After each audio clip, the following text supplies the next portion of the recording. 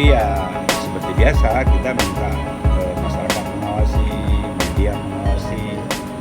Tapi ya kita minta juga informasinya yang faktual.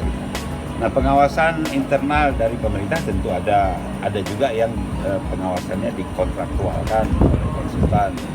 Semua elemen pengawasan akan kita optimalkan. Paket tahun ini ada 1.700 sekian, tapi yang tahun ini penandatangan kontraknya ada sekitar 456 paket atau sekitar 700 miliar lebih kurang untuk tahun ini.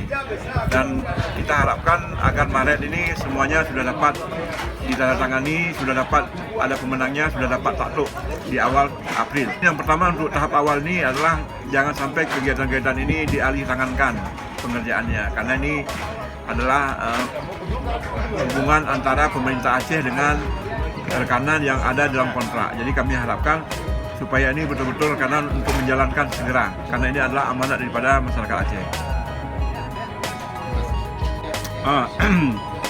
Jadi perbedaan penandatangan kontrak pada tahun ini, yang pertama cepatnya sampai 56 hari dari tahun-tahun sebelumnya.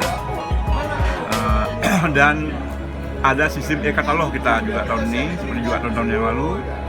Kemudian dalam rangka penurunan angka kemiskinan, kalau semakin cepat belanja APBA, semakin cepat kita belanjakan, semakin uang beredar banyak di masyarakat, dan ini akan berpengaruh terhadap perekonomian masyarakat.